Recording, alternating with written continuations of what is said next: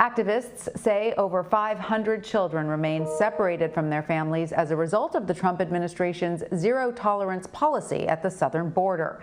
About two-thirds of the parents are believed to have already been deported after they were split up from their families before the U.S. suspended forced separations.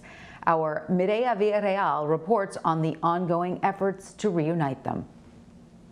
In the ACLU filing, lawyers say of the 1,030 separated migrant children, they still haven't been able to reach parents for 545 kids.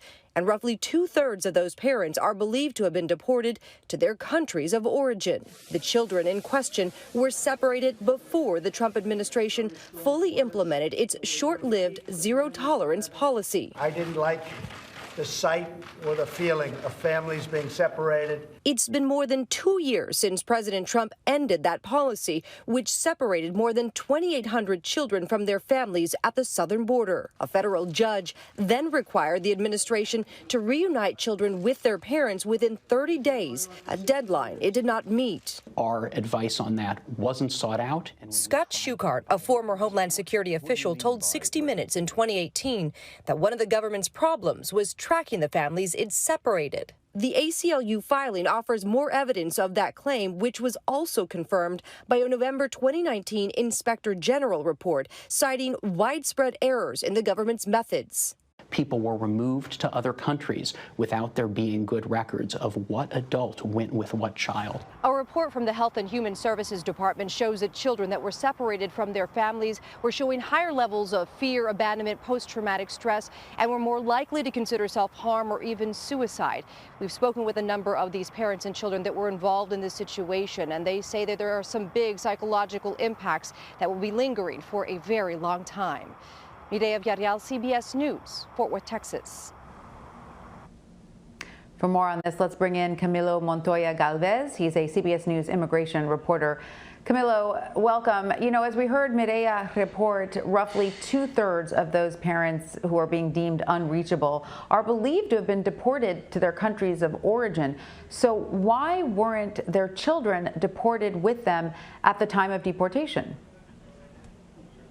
Sure, that's an excellent question, Tanya, because it gets to the heart of the flaws of this policy and its implementation in 2017 and in 2018.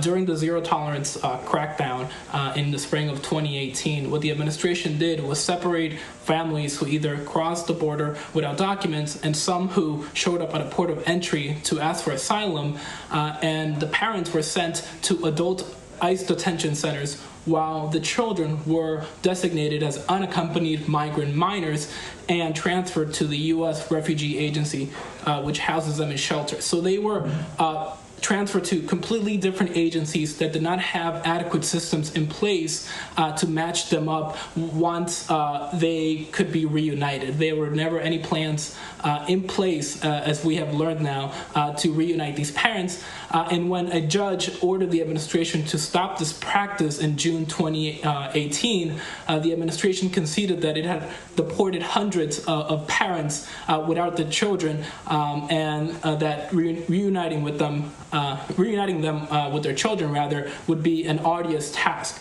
And lastly, it's important to note that these children were not separated during the full-scale zero-tolerance border crackdown in the spring of 2018. These children were separated from their parents during pilot programs in 2017 that the administration implemented, including one in El Paso, and about 1,000 families were separated during this phase.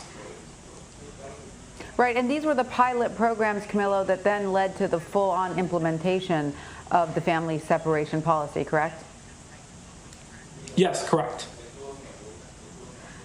It looks like it was going so well, it seems, the administration thought. But talk to us about the records that the government keeps on these migrants, because it just seems outrageous when you're talking about children, you're talking about minors, that you're not keeping meticulous records documenting the movements of their parents and these children. So how do these records play into all of this? Sure, so that's another excellent question, because after the federal judge in San Diego ordered the Trump administration to halt this practice, the administration took a while and did not meet several deadlines to reunite parents who were already in the U.S., who were still here in the U.S. It had difficulty locating those parents and children, but it has been having even more difficulty trying to locate the parents who were deported without their children to Mexico or other parts of North America, including Central America. And so what the court order was the ACLU and other advocacy groups to find these parents in Central America, to locate them, and the ACLU was able to locate most.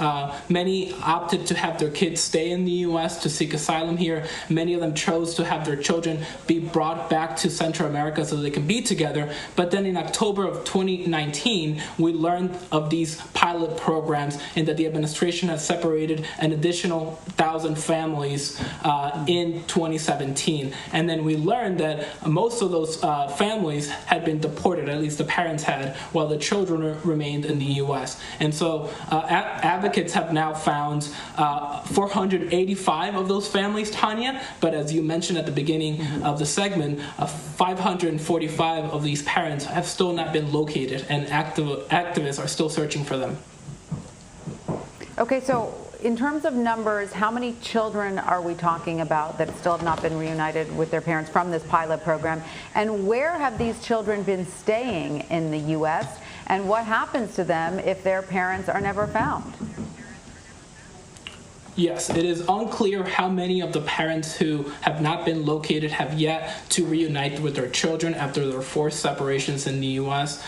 The thing is that the advocates have not been able to find these parents to ask them whether or not they have their children with them. So we don't know how many separations are still ongoing. And in terms of the children, many of them could be very well in Central America, but many of them could be here in the U.S. living with sponsors.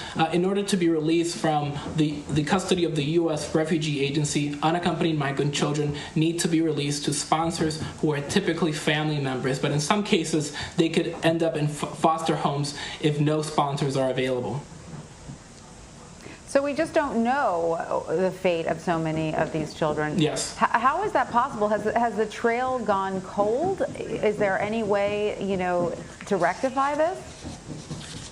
Sure. So that's what advocates are trying to do in Central America right now, but their efforts were paused temporarily during the coronavirus pandemic. What they're doing in Central America is the following. They're sending letters in Spanish and English to addresses that they have on file for these parents. They are publicizing hotlines on Spanish language media for parents to call the ACLU and other groups if their children are not yet with them. And they're going door to door in large cities in Central America, but also in very rural, remote areas of these countries, including Guatemala. So it is a multi-pronged approach that advocates say will take months, if not years. All right. Well, Camilo Montoya-Galvez, thank you so much for your excellent reporting. We appreciate it. Thank you, Tanya.